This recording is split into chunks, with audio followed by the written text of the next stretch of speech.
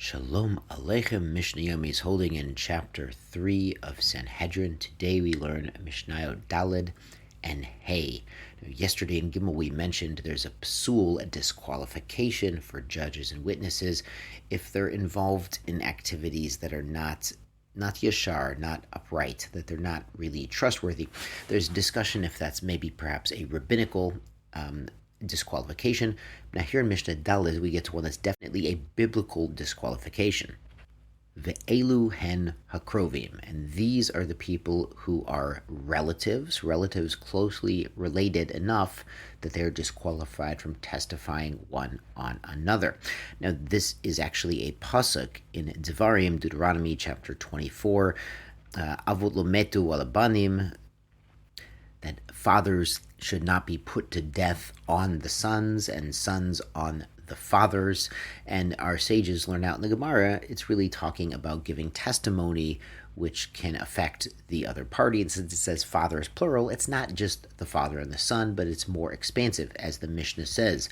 Aviv, the father, ve'achiv, and his brother, ve'ache aviv, and his uncle, ve'ache imo, and his uncle through his mother.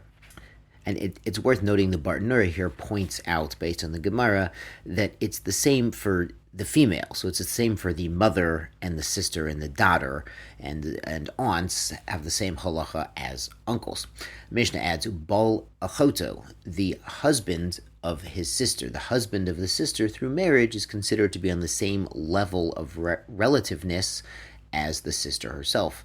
Vol achot aviv, and also the husband of his father's sister, so his aunt through marriage also, ubol achot imo, and also the through the mother's side the same relationship. Uval imo, and the husband of his mother, obviously if the mother had remarried someone else, the chamiv, and his in-laws, the father-in-law, mother-in-law. The giso, his geese is not his pet bird, that's the man who married his wife's sister. And it's not just these people, it's hen, them, uvnei hen, their children, v'chot nehen, and their children-in-law. V'horgo levado, but his stepson, only himself. So his stepson, he can't testify about, and the stepson can't testify about the adopted father. However, it's just him, not his children. Amar Rabbi Yossi. Now, Rabbi Yossi says something about this list we've just learned. It's a pretty expansive list. He says, Zo Mishnat Rabbi Akiva. This is the teaching of Rabbi Akiva. Now, as we know, Rabbi Akiva was one of the key points in our Mesorah. He had very many Talmidim, and they passed away, and then he started over again with new Talmidim. So most of the Torah Shabbat Peh we have came through Rabbi Akiva. Rabbi Yossi here points out a Vol Mishnah Rishona, but there was an earlier version of the Mishnah, an earlier teaching. Really, the official version of the Mishnah was compiled by Rabbi Yehuda Hanassi and his court, and they involved all the sages of Am Yisrael to compile a list of authoritative teachings.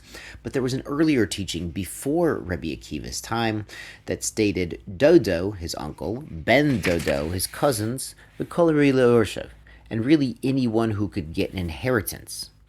So this teaching connects testifying to being able to inherit from or to the person he's testifying about. That would create a disqualification. We talked about in Bava Batra, chapter 8, who can inherit from whom. According to the Tosfot Yom Tov here, this statement, Kolari Yorsho, means that the man in question cannot testify about those people who might inherit him, but that Rabbi Akiva's list, the first list, those people on that list could still testify about the person in question. The Mishnah adds, this is important, Kol hakrov lo ba'otasha, anyone who's a relative at the time of the event cannot testify about that event, that loan or sale or transaction. Hayakarov nidrochek, but if somebody was a relative and became a non-relative, for instance, they were married to the wife's sister, and then they were not married, and then the transaction took place, the transaction in question, hareze kosher, they would be allowed to testify. So an ex-relative at the time of the event that they're testifying about would be okay. Rabbi Yehuda Omer, he limits this a little bit. Afilu meita bito. Even if his daughter passed away, v'yesh lo bonim mimena, but he has sons from this daughter, he has grandchildren, harei ze korov, he's considered related. So in this case, the son-in-law, even though the wife has passed away, he's not really the son-in-law anymore, but because there are shared grandchildren, they're still considered related. Let's go on to Mishnah Hey, ha'ohev v'hasone. A friend and an enemy also cannot be a judge or a witness on a person. Ohev, who is a close enough friend to be disqualified, zo shushbino. The shushbin was the groomsman. We learned about this at the very end of Bava Batra, that the custom was then when they made a wedding that people would donate food and they would bring the food and come celebrate the wedding, the 7 days of feasting, the Sheva Brachos, with the Chatan Kala, with the bride and groom. So Lamaisa, Reuven's getting married and his friend Shimon comes and celebrates. And then when Shimon gets married, then Reuven would come and celebrate and they'd bring each other gifts. It's interesting, the Bartanura says here, in his parish here, he says it's only during the wedding celebrations that he's puzzled. Back at the Mishnah, Sone, somebody who's an enemy, Kol shelo diber imo shlosha yamim be'eva, whenever he does not speak to the other person for 3 days because they had some sort of argument, disagreement, and he's giving him the silent treatment. Silent treatment for 3 days is considered an enemy.